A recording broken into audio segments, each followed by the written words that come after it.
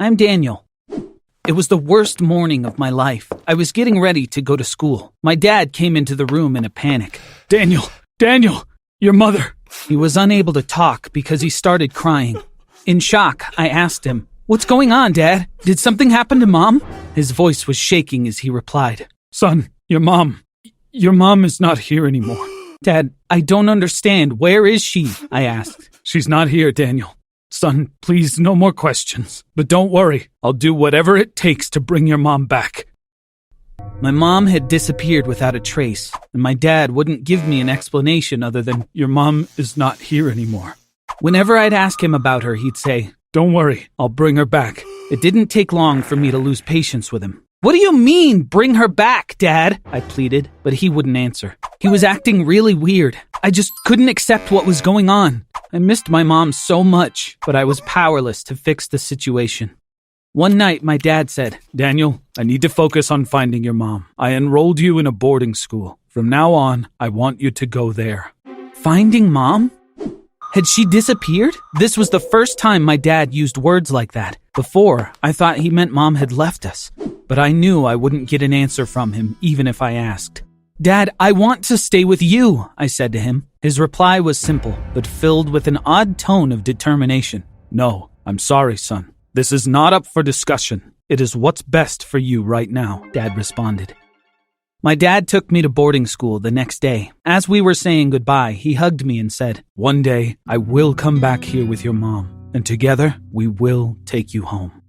After Dad left, people from the school helped me find where I would stay. I was expecting a dormitory, but I discovered I'd be staying in a private room, almost like a luxury hotel. Dad had brought me to this new school in such a hurry that I'd never gotten a chance to do any research on it. This was the kind of high school billionaires sent their kids to. The annual tuition was $270,000. My dad was a high school physics teacher. There's no way he could afford such an expensive school. I called my dad and asked him how he'd paid for it. "Daniel, please don't waste my time with this. I need to focus on bringing your mom back," he said dismissively. He was acting mysteriously again. What was he hiding? I was curious to find out where my mom was, why my dad wasn't giving me more details about her absence, and how he could afford such a fancy school.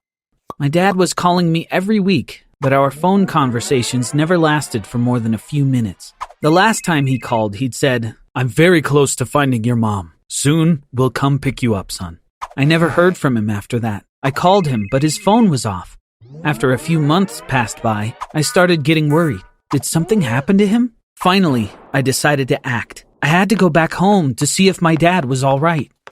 When I entered our house, I saw spiderwebs hanging everywhere. Then I realized he was also gone, just like my mom. That meant that it had been a long time since he'd been home.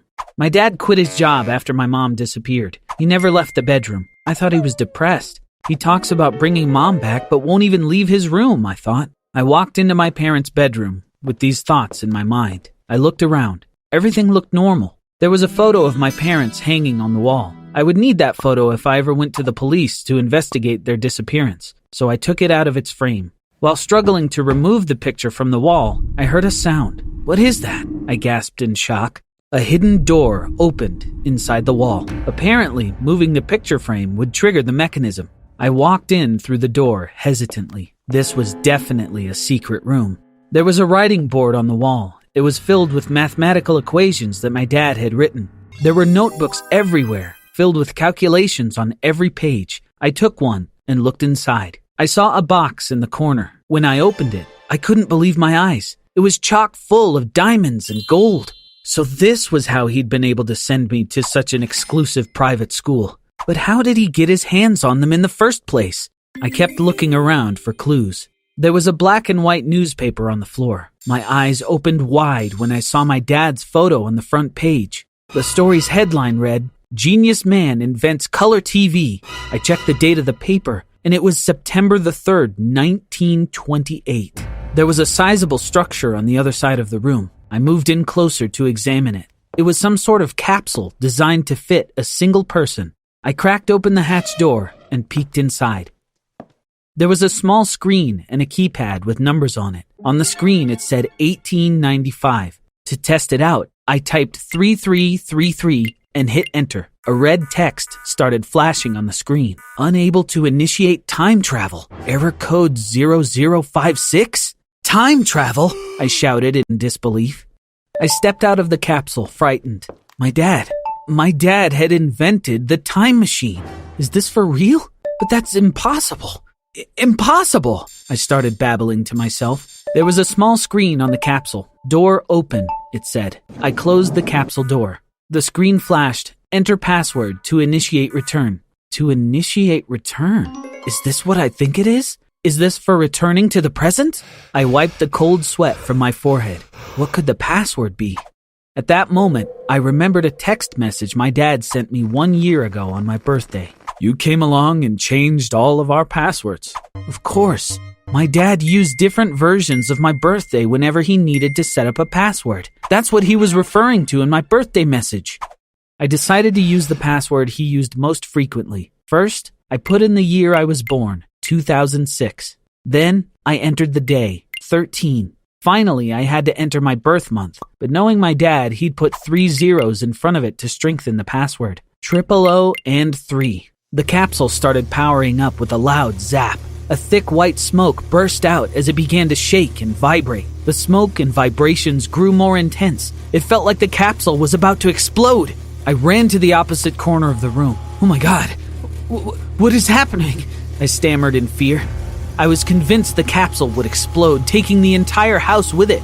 After a while, the capsule began to calm down. Suddenly, it went silent. The capsule was still. The room was filled with the strange mist.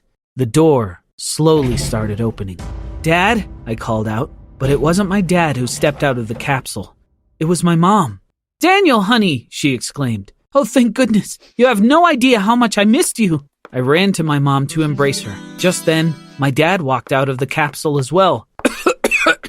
I need to fix this chemical mist issue. I wonder if it would go away if I used tetrabromo instead of hexabromo. I'll test it out as soon as I can. I ran to him to give him a hug.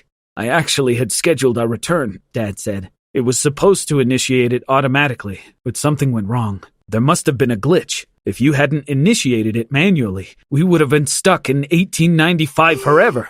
Then he explained everything that happened. I finally got the whole picture. I already mentioned that my dad is a physics teacher. Time travel is a subject that physicists have been exploring for more than a century. There have even been some experiments, but it has yet to be successfully proven. My dad had been reading an article on quantum physics when a light bulb went off in his head. He worked on his idea for weeks and finally devised a formula. He could hardly believe it when he realized his formula might be the key to time travel. Unsatisfied with just a theory, he set out to build a time machine. Because it was such a huge discovery, he had to keep his work a secret, so my mom helped him build a secret room in their bedroom. After 8 months, the first prototype of the time machine was ready. First, my dad experimented with animals. When he knew the machine was working, he ventured into the past. My dad needed a vast amount of money to develop the time machine further. He would travel back to the 19th and 20th centuries to get that money. He would take more modern technology like a vintage color TV, microwave oven, or a vacuum cleaner to the past and establish himself as their inventor. He was improving people's lives and raising money for his time machine at the same time. He'd also buy diamonds and gold before returning to the present. Usually when my dad traveled through time, Mom would bring him back, but Mom couldn't contain her curiosity about the past. My dad added an auto-return feature to the machine so they could travel as a couple for the first time. Unfortunately, the time machine had a glitch. It sent my dad to the target year, but accidentally sent my mom to an unknown time. Then the auto-return feature brought my dad back to the present, but not my mom, trapping her in the past. After my mom had disappeared, my dad started time traveling to different years in hopes of finding my mom. After countless trips, he found her in the year 1895, but the machine glitched again, and they couldn't return to the present. Thankfully, I found the time machine in the secret room and manually activated the return feature, allowing them to return to the present. I'm so happy to be reunited with my parents again. My dad is working on perfecting his time machine. Recently, I came up with the idea to bring zippers to the past, and he made hundreds of thousands of dollars with them. As it is now, the time machine can only go one way. to the past. My dad has only begun working out the complex math of time travel. When he succeeds in unlocking the secrets of future travel, he'll officially announce his invention. You are the first person to ever learn about his most incredible creation.